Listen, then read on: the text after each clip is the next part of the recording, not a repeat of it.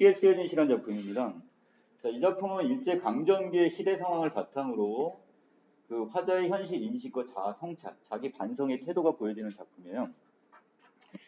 자, 안으로 들어가 보시면 여기 있는 화자는 지금 뭐 하고 있냐면 지금 일본 유학을 하는 유학생으로 보시면 될 것 같아요. 자, 그래서 이 부모님이 보내주신 그 학비 봉투를 갖고 지금 어디로 가서 학교에 가서 지금 교수의 강의를 듣고 있는데 여기에 대해 회의를 느끼고 자기 자신에 대해서 지금 부끄러움을 느끼고 있습니다.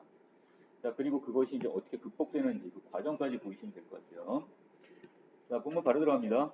창밖에 밤비가 속살거려 그랬으니까 자, 이때 밤이라는 시간은 크게 두 가지, 긍정과 부정의 두 가지 의미를 다 갖습니다. 그래서 동그라미, 세모, 제가 양쪽을 다 해놨어요. 자, 먼저 밤이라는 시간은 지금 어두운 시대 상황과 연결을 시킨다면 암울한 시대적 상황, 바로 일제 강점기를 의미하기도 합니다. 자, 그렇다면 이것은 부정의 시간이 되겠죠. 자, 하지만 화자는 이 밤의 시간에 결국 자기 자신에 대한 성찰, 반성의 시간을 갖고 있어요. 그렇다면 이것은 긍정의 시간도 되겠습니다. 두 가지 다 같이 보시고요. 자, 지금 화자가 있는 곳은 육첩방은 남의 나라라고 했는데 육첩방이라는 것은 다다미가 6장 깔려 있는 곳이니까 자, 일본의 어느 지금 짐인 것 같은데 자, 이것은 바로 이 공간적 배경이 일본을 지금 의미한다고 보시면 되겠고요. 자, 시인이란 슬픈 천명인 줄 알면서도 그랬으니까 자, 자신이 지금 시인으로서 자, 그것이 어떤 부당한 현실에 대해서 지금 어떻게 대항할 힘이 전혀 없어요. 실질적인 어떤 적극적인 노력을 하지 못하는 자기 자신의 모습. 이것을 슬픈 천명, 하늘의 운명을 타고났다 이렇게 얘기하면 하네. 자, 그리고 한 줄 시를 적어볼까. 그럼에도 불구하고 자기는 또 시를 쓰고 있습니다. 자, 땀내와 사랑내, 포근이 품긴 보내주신 학비 봉투를 받아. 자, 가족이 지금 어디에 먼 고국에서 보내주신 이 학비 봉투를 받아 들고는 자, 대학 노트를 끼고 지금 늙은 교수의 강의를 들으러 갑니다. 자, 이 늙은 교수는 일본인 교수가 되겠죠. 그리고 앞에 늙은이란 단어가 붙었는데요. 결국 현실에는 전혀 도움이 안 되는 낡은 지식으로 보시면 될 것 같아요. 자, 그리고 자기 자신에 대해서 어떻게 바로 회의감을 느끼고 있다고 보시면 되겠죠. 자, 밑에 생각해보면 어린 때 동물을 자, 어떻게 하나 둘 죄다 잃어버리고 이렇게 얘기했습니다. 자, 잃어버렸다는 것은 이 친구들 다 어디 갔는지 다 상실을 했네요. 자, 일제 저항하다가 결국 어떻게 숨진 친구도 있을 테고 어떤 친구는 결국 유랑을 떠나거나 아니면 멀리 변절을 하고 신이 된 친구들이 있겠지만 자, 지금 화자 주변에는 이런 친구들이 하나도 남지 않았어요. 나는 무엇을 바라 나는 다만 홀로 침전하는 걸까? 자, 상승적 이미지와 하강적 이미지입니다. 뭔가를 바라다 소망하는 것은 상승적 이미지. 반대로 나는 다만 홀로 침전한다고 그랬죠. 침전이라는 것은 가라앉는 걸 얘기하는 거잖아요. 이건 하강적 이미지가 되는데 자, 이 하강적 이미지는 바로 뭐? 바로 무기력감과 좌절감을 느끼는 바로 화자 자신을 나타낸다. 이렇게 보시면 될 것 같습니다. 자, 다음 장 넘어가시면 자, 인생은 살기 어렵다는데 시가 이렇게 쉽게 쓰여지는 것은 자, 부끄러운 일이다 이렇게 얘기합니다. 자, 그래서 자기 자신에 대해서 부끄러움을 느끼고 있네요. 자, 윤동주의 작품에서 이 부끄러움의 미학은 상당히 많이 나오게 되는데요. 자, 무능력하고 무기력한 자기 자신의 모습에 대해서 늘 반성하고 부끄럽다고 생각을 합니다. 지식인으로서 아무것도 하지 못한다는 게. 자, 여기 초록색 부분에 보시면 이 시를 쓰는 행위를 현실적, 역사적 관점에서 반성했다고 표현했어요. 자, 그리고 육첩방은 남의 나라, 창밖에 밤비가 속살거리는데 자, 1년 부분이 다시 여기서 변형된 수미상관법의 형태네. 또 수미상관법이란 맨 첫 번째 연과 마지막 연이 지금 동일한 시행이 반복되는데 이걸 통해 시적 안정감 내지 운율을 형성한단 말이야. 자, 그런데 이 작품에서는 중간 부분에 자, 요 뒷부분에 해당되는 반복이 지금 보입니다. 자, 그 다음에 등불을 밝혀 어둠을 조금 몰아내고는 자, 이 부분은 반드시 정리하실 부분입니다. 자, 등불이란 어둠을 밝히는 존재가 되는 거니까 어둠이 일제 강점기의 부정적인 현실이라면 자, 등불이란 바로 희망과 그 극복 의지가 되는 거고요. 자, 시대처럼 올 아침이란 결국 바로 화자가 기다리는 조국의 광복, 이걸 보시면 되겠고요.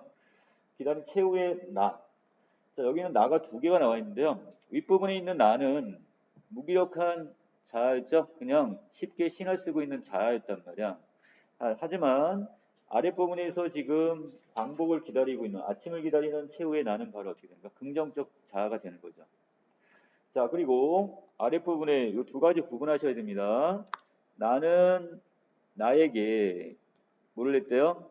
자, 손을 내밀어 가지고 지금 작은 손을 내밀었다는, 앞에 있는 나는 바로 적극적이고 그 다음에 내면적, 이상적 자아라고 할 수 있겠고요. 자, 반대로 세모친 나는 바로 무기력한 현실적 자아가 되겠습니다. 자, 그래서 이상적이고 적극적 자아가, 자, 무기력한 현실적 자아에게 손을 내밀어서 눈물과 위안으로 잡는 최초의 악수라고 했는데요. 자, 이 악수를 하는 행위는, 자, 이 악수의 행위는 바로 뭐를 의미한다? 두 자아가 서로 어떻게 하는 거? 지금 화해를 하고 있다, 이렇게 보시면 되겠죠. 자, 그래서 내적 갈등이 해소가 되는 부분이기도 합니다. 자, 핵심 정리부터 다시 정리합니다. 자, 이 작품은 자기 고백적인 작품이 되겠고요. 자, 무기력한 자신에 대한 부끄러움을 느끼며 고백적이고요. 반성적이며 일제에 대한 저항 의지가 보입니다. 자, 주제는 자기 성찰을 통한 암울한 현실 극복 의지가 있어 보이고요. 자, 두 개의 자아. 자, 그리고 무기력한 자아와 그 다음에 적극적 자아 또는 이상적 자아 간의 사이가 보이고요. 악수를 통해서. 자, 상징적 시야의 대립들이 많이 보이죠. 그리고 감각적 이미지, 바로 여러 가지 심상들이 사용되었다, 이렇게 보시면 됩니다. 자, 다음 장 넘어가시면 거기 맨 위에 상징적 시야의 대비를 여기다 따로 정리해놨네요. 자, 밤비와 어둠이라는 것은, 이것은 그대로 어둠의 이미지면서요, 부정적 시대 현실인 일제의 강점기를 의미한다면, 자, 등불과 아침은 밝음의 이미지로서 희망, 극복 의지, 긍정적 미래를 상징하는, 이렇게 나눌 수 있습니다. 단 어둠이라는 것을 반성적인, 자기를 반성하는 시간으로 본다면 이건 단순하게 부정으로만 볼 수 없다고 그랬어요. 자, 그래서 여기 있는 이 어둠은 여기선 지금 부정적 이미지로만 쓰였지만 여기서 긍정의 이미지도 갖고 있다, 이렇게 보셔야 돼요. 성찰의 시간이 되니까. 자, 그 다음에 두 개의 자아가 있었죠. 자, 여기 전체적인 내용 요약을 해놨습니다. 자, 현실의 나는, 현실적 자아는 암울한 상황에 대해 무기력한 삶을 살고 있어요. 거기에 비해서 이상의 나는, 자, 내면적 자아로서 현실을 극복하는 의지를 갖고 있는 존재라고 보시면 되겠습니다. 자, 이때 악수를 하는 행위는 결국 분열된 두 개의 자아가 화해가 되고 또 부정적 현실을 극복하는 의지를 보여주고 있다, 이렇게 보시면 될 것 같습니다. 자, 그 다음에 확인 문제 보시면 두 개의 화자는 분열이 되어 있나요? 자, 분열의 상태였죠. 하지만 마지막 부분에 이 화해를 한다고 했습니다. 악수를 통해서. 자, 그 다음에 이 작품의 화자는 무기력한 자신을 반성하고 있다. 맞죠? 자, 성찰이 보입니다. 자, 그리고 이 밤비는 고요하고 평화로운 분위기보단 암울한 시대적 현실과 연결되는 거니까. 자, 이건 X가 되겠네요. 자, 그리고 내적 갈등은 해소가 됐죠. 뭘 통해서? 악수를 통해서. 자, 마지막 이 작품의 긍정적 미래를 상징하는 시어는 바로 밝은 아침이 되겠죠. 자, 학습활동 넘어갑니다. 자, 시간적 배경은 지금 뭐가 있어요? 밤비의 밤이 되겠고요. 자, 공간적 배경은 육첩방의 육첩, 요게 바로 여기서 공간적 배경인데요. 자, 이걸 통해 시적 화자의 상황을 알 수 있겠네요. 자, 화자는 대학에서 강의를 듣는 대학생인데 육첩방으로 짐작되는 일본의 유학 중입니다. 그리고 비가 내리는 밤에 자신의 삶에 대해 성찰하고 있다, 이렇게 보시면 되겠죠. 자, 그러면 1.4연에서는 암담한 현실에 대해 회의감을 느낀다고 그랬어요. 회의란 자신의 현실을, 자신의 어떤 상황을 지금 어떻게 비판적으로, 그러니까 의문을 품는 거니까 후회를 하고 있다, 이렇게 보셔도 됩니다. 자, 그리고 5.7년에서 부끄러움, 마지막에 극복 의지까지 넘어오게 되네요. 자, 뒷부분에 그 시대적 상황과 연결해 가지고요, 각각 이 시가 이렇게 쉽게 쓰여지는 것, 의미와 부끄러운 일의 의미를 정리해 놨는데요. 자, 먼저 그 시대적 상황은 아랫부분, 자, 1942년이라고 했으니까 일제강점기 때죠. 자, 그리고 이때는 한참 민족 문화 말살 정책을 실시했던 시기입니다.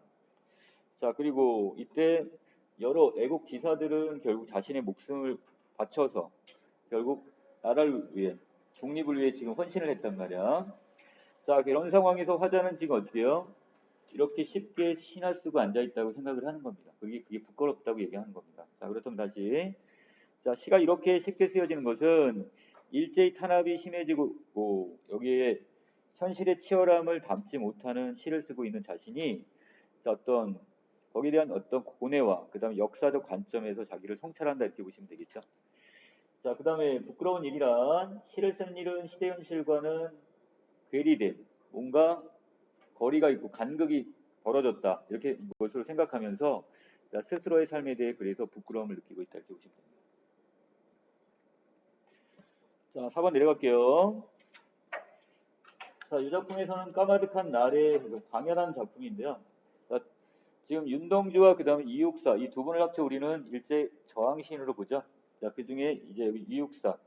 자, 보통 대체적으로 둘 다 저항적인 이런 어떤 삶의 자세나 이런 태도는 보이는데 약간 좀 대륙적이고 남성적인 어조를 사용하는 게 바로 누구? 이육사입니다.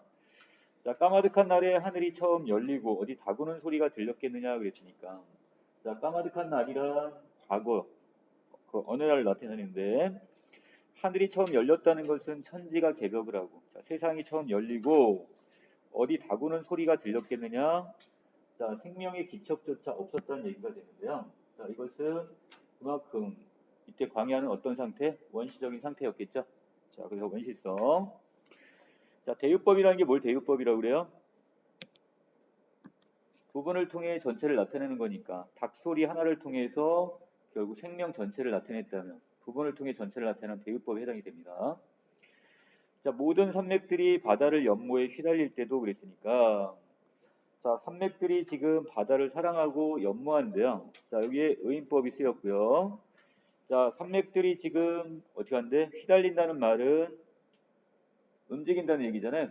자, 그렇다면 이것은 무정물을 유정물처럼 표현하는 부분, 살아있는 어떤 생물처럼 표현하면 이건 뭐가 돼요?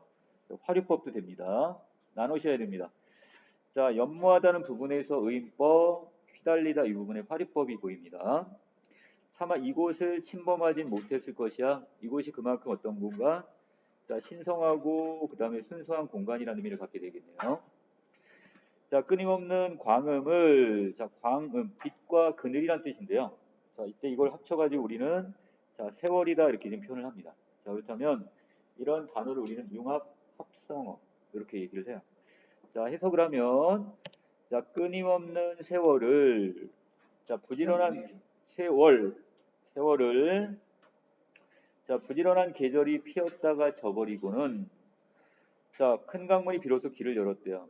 계절이라는 건 시간이죠. 자, 이 추상적인 대상을 뭐로 표현했어요? 꽃처럼 피었다 졌다고 표현했으니까 꽃처럼 피었다 진 이것은 추상적 대상을 구체화했다 이렇게 보시면 되겠네요. 자, 그리고 아랫부분에 큰 강물이 비로소 길을 열었답니다. 이 강물이 의미하는 것은 바로 뭘 상징한다? 역사와 그 다음에 문명을 상징한다고 본다면 바로 여기서 광야의 바로 원시성, 역사성을 보여주는 역사성과 문명성 이걸 보여주는 연이 바로 3년이 되겠습니다. 자, 지금 눈 내리고 매화 향기 홀로 아득하니 그랬는데 자, 지금 현재 상황으로 바뀌었습니다. 자, 눈이란 바로 일제 강점기의 시대적 현실을 의미한다면 자, 매화 향기라는 것은 뭐가 되는 거고요? 그 상황 속에서도 굽힐 수 없는 고고한 의지 내지는 이 광복의 기운을 매화 향기로 표현을 했습니다. 서로 대조적인 상황이죠. 자, 그리고 빨간색 부분이 가장 중요한 부분이 얘기를 하는데 여기 가난한 노래의 씨를 뿌리라고 얘기했습니다. 가난한 노래의 씨, 나에게 지금 여기 있다 뭐뭐 해라 명령형을 썼죠. 자, 이것은 자신의 의지를 강조하기 위한 표현인데 자, 노래의 시가 되겠다는 것은 자신의 희생을 통해서 결국 후손들이 이곳에서 노래를 부르게 하겠다 이런 얘기예요. 자, 아래로 내려가시면 자, 자기가 이렇게 4연 부분에서 자기 희생적 의지를 밝혔고요. 자, 이걸 통해서 밑에 다시 천고에 뒤니까 먼 미래에 백마를 타고 오는 초인이 있어서 이 광야에서 목놓아 부르게 하겠답니다. 자, 그렇다면 천고란 먼 미래, 그날 언제가 될지 모르겠어요. 가까운 미래가 될 수도 있지만, 자, 백마를 타고 오는 초인이란 바로 조국 광복을 실현할 어떤 존재가 이 광야에서 목놓아 부르게 하겠답니다. 무엇을? 바로 위에 있는 이 노래를, 광복을 맞이했다는 기쁨의 노래를 부르게 하겠다, 이렇게 좀 표현을 했습니다. 자, 그래서 이 광야는 바로 뭐가 되는 거야? 지금 과거부터 현재 미래까지 계속 이어지는 바로 우리 민족의 삶의 터전이 되는 것이겠죠. 그래서 자, 이 작품에서는 자, 크게 여러분들이 봐야 될 것은 일단 까마득한 날 지금 천고의 뒤. 자, 이런 시간적 흐름에 따른 시상 전개인데요. 자, 이런 구성 방식을 우리 뭐란다? 자, 이걸 추보식 구성이란 말을 씁니다. 추보식 구성. 자, 그리고 바로 시간적 흐름을 나타내는 시어들이 있었죠. 까마득한 날, 지금, 천고의 뒤가 각각 과거, 현재, 미래 이걸 의미하는 단어라는 거. 이거 반드시 기억해 놓아야 될 단어입니다. 3개. 자, 그리고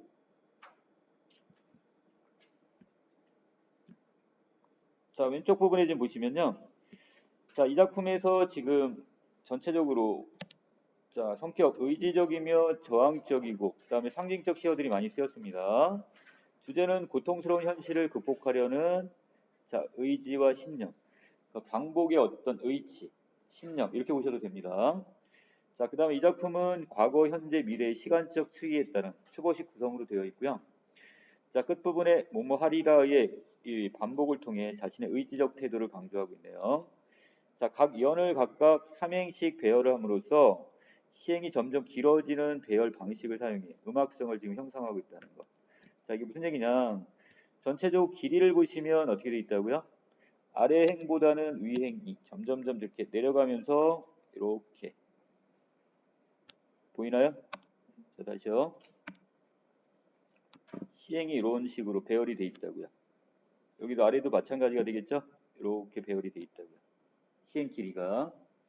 자, 이것도 의도적인 어떤 시행 배열이라고 보시면 될 것 같습니다. 자, 광야 들어갑니다. 여기 두 개가 쉽게 쓰여진 어조는 광야는 의지적 어조라면 자, 이 쉽게 쓰여진 시는 자아 성찰적, 그다음에 반성적 어조에다 집어넣게 되겠고요. 자, 그다음에 현실에 대한 화자적 태도인데 자, 둘 다 뭐가 있어요? 현실을 극복하겠다는 의지. 이건 둘 다 보입니다. 자, 거기에 비해서 자, 자아 성찰 내지 자기 반성적 또는 부끄러움의 이미지가 나온 것은 어떤 거? 바로 윤동주의 시라고 보시면 되겠죠. 쉽게 쓰여진 시. 자, 전체적인 감상 마침표 부분입니다. 자, 식민지 지식인으로서 무기력한 자신의 처지에 대한 뭐가 보인다? 자, 반성적 태도가 보인다고 했고요. 자, 그 다음에 마침내 오게 될 광복에 대한 뭐가 있다? 믿음이 보이네요. 광복에 대한 믿음.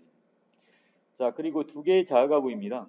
자, 무기력하게 살려는 현실적 자아와 그 다음에 자신을 성찰하는 반성적 자아가 제시되어 있고요. 등불, 어둠, 아침과 같은 상징적. 이 중에 등불과 아침은 긍정적. 밝음의 이미지는 긍정, 어둠의 이미지는 부정. 이렇게 나누시면 됩니다. 최후의 나는 마찬가지 뭐가 되는 거야? 반성적 자아, 긍정적 자아가 되겠죠. 자, 그 다음에 윤동주의 시에 부끄러움이라는 단어가 많이 보이는데 여기서 일제강점기의 암울한 시대를 살아내야 했던 바로 지식인 청년의 끝없는 자기 반성과 참회와 성찰 이 모습이 투영된 거라 보시면 되겠습니다. 자, 그래서 윤동주 시에서 나타난 이런 정서는 스스로에 대한 존재론적 질문과 반성 그리고 연민의식에서 비롯되어 자, 미래의 삶을 규정하게 됩니다. 그래서 늘 어떻게 올곧은 삶, 좀 뭔가 부끄러움 없는 삶을 지금 추구했고요. 자, 마지막 결국 어떻게 해요?